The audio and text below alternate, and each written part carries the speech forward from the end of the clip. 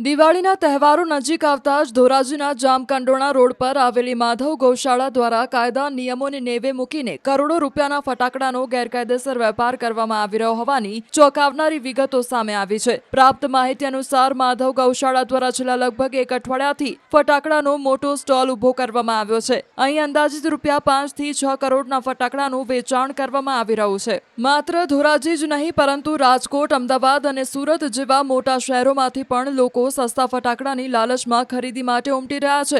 જો કે સૌથી મોટો સવાલ એ છે કે આટલા મોટા અને જોખમી વેપાર માટે વહીવટી તંત્ર પાસેથી કોઈ લાયસન્સ મેળવવામાં આવ્યું નથી।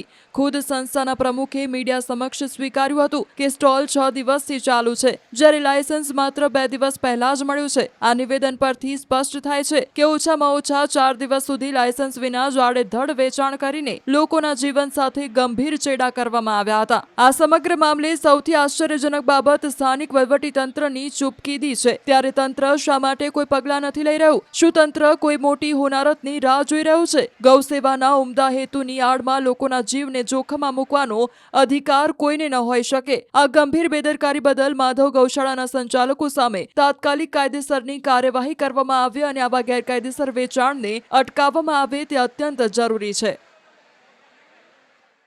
રાજકોટના ધોરાજીની વાત કરીએ, ધોરાજી પાસે જામકંડોરણા રોડ ઉપર જે માધવ ગૌશાળાના ત્યાં ફટાકડાનું વેચાણ ચાલુ છે, જે ટોકન સિસ્ટમ છે। બહારના લોકો આવતા પહેલા આપણે સીધા દ્રશ્ય બતાવી, દ્રશ્યોમાં જોઈ શકો છો કે જામનગર, અમદાવાદ, રાજકોટ સહિત માણસો આવતા હોય છે। તે અત્યારે જે આપ સીધા જોઈ શકો છો કે દ્રશ્યના અંદરમાં કેટલા બધા માણસો લાઈનમાં ઉભા હોય છે। બીજી વાત કરીએ કે જે માધવ ગૌશાળાના જે પ્રમુખ છે તે હજી સુધી લાયસન્સ ઇસ્યુ કરવામાં આવ્યું નથી, પણ છેલ્લા 7 દિવસથી વેચાણ ચાલુ કરવામાં આવ્યું છે।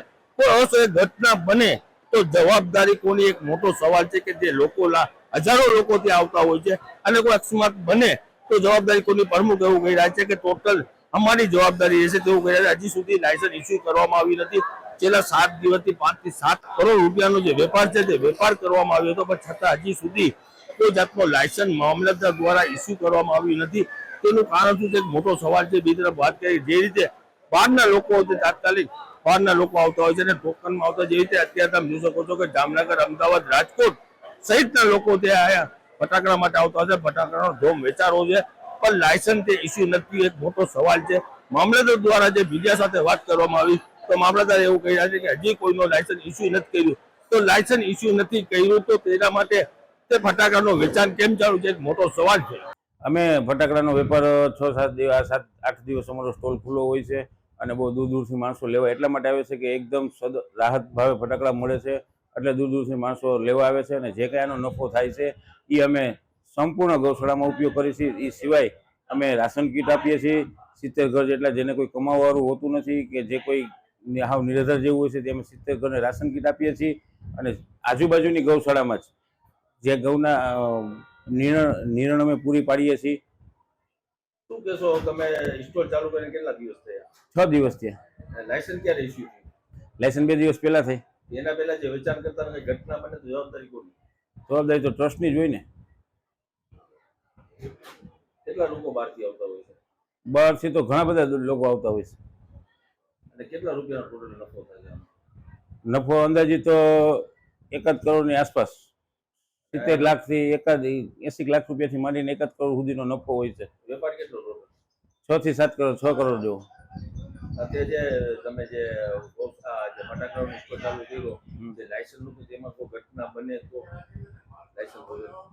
લાયસન્સ વગર ઘટના બને તો પણ આમ જો ઘટના ન બને એવી સુવિધા જ આપણે રાખીને કામ કરીએ છીએ કે ભાઈ જેમાં કોઈ ઘટના જ ન બને, જેથી કરીને અને આ માલ બધા પેકિંગ વાળા હોય છે એટલે આની અંદર ઘટના બનવાનો બહુ સ્ત્રોત ઓછો હોય છે। અને બીજા નંબરની અંદરમાં અમે આમ જનરલ માણસોના અંદર જવા દેતા હોય તો બધાને એમ કહેતા હોય છે કે ભાઈ આવા લાઇટર કે માચીસ કે એવું કોઈ કંઈ અંદર લઈને જવું ને, ઠેર ઠેર અમે બોર્ડ પણ મારેલા છે।